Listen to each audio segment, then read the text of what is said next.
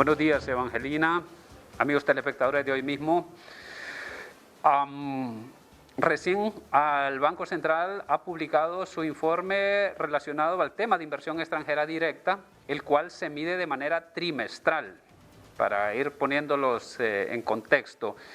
En el primer trimestre, pues hubo algunas cifras poco alentadoras. En el segundo trimestre, es decir, entre abril y junio, las cifras de los flujos de inversión extranjera directa hacia el país mejoraron considerablemente, pero cuando uno hace la sumatoria de los primeros dos trimestres, es decir, del primer semestre de enero a junio, se da cuenta de que hubo una disminución de esos flujos de inversión extranjera directa en comparación con el primer semestre del año pasado. Específicamente, este año suman 400 millones en los primeros 6 meses del año. El año pasado sumaron 494 millones, es decir, estamos hablando de una diferencia de 94 millones, casi 100 millones.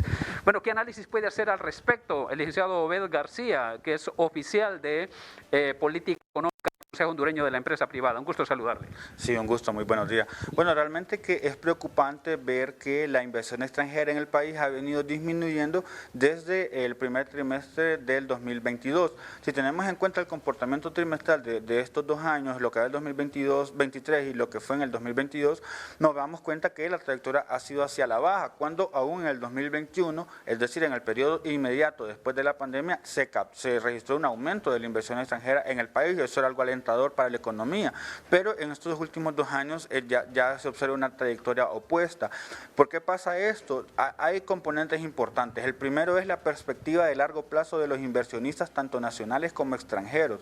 Cuando una de estas personas que quiere colocar capitales ve que en los siguientes años, estamos hablando de un periodo de 5 o 10 años, la perspectiva de la economía no va a ser sana, digamos, desde la óptica del Estado de Derecho, desde el desarrollo de los mercados, del tamaño del mercado y el comportamiento general del comercio internacional, ellos retraen sus inversiones o su intención de inversión. Por otro lado, también está la composición del mercado. Si vemos cómo se está promocionando El Salvador, Costa Rica y Guatemala, ellos lo hacen con una perspectiva de explotación del rubro de la tecnología y la profundización de su sistema financiero. Eso es mucho más atractivo para los inversionistas extranjeros y aún los nacionales, porque les permite ver que los países se están adaptando a las nuevas tendencias del mercado internacional. En cambio, Honduras todavía no ha tomado una postura concreta de cómo va a desarrollar su economía, cómo se va a posicionar en el mundo como un país, ya sea de explotación de materias primas,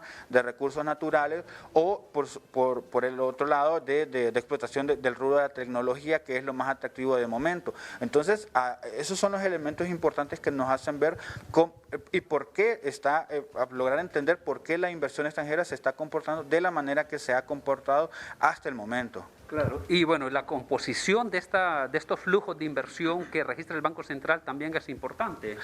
Sí, ahí hay un punto importante, y es que la inversión extranjera tiene 3 elementos: la reinversión de utilidades, otros capitales y las participaciones de capital.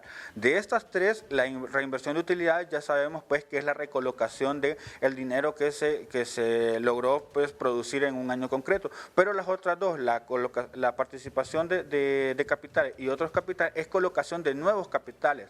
Si vemos el comportamiento de estos 2 elementos, vemos que es negativo, es decir, que el dinero que se ha colocado en el país ha sido hacia afuera, o mejor dicho, de otra manera, los inversionistas, tanto extranjeros como nacionales, están saliendo del país. Aún los inversionistas nacionales prefieren colocar su capital en otros países que hacerlo en Honduras. Y eso, como ya lo hemos mencionado, pues se explica por las condiciones que antes estábamos hablando. Por otro lado, también la reinversión de utilidades puede venir disminuyendo, en el sentido pues que aún los que ya han colocado el capital en el país ya no lo ven tan atractivo, y eso ya se explica, como lo hemos mencionado, por factores aún internacionales que no controla Honduras. Concluyo.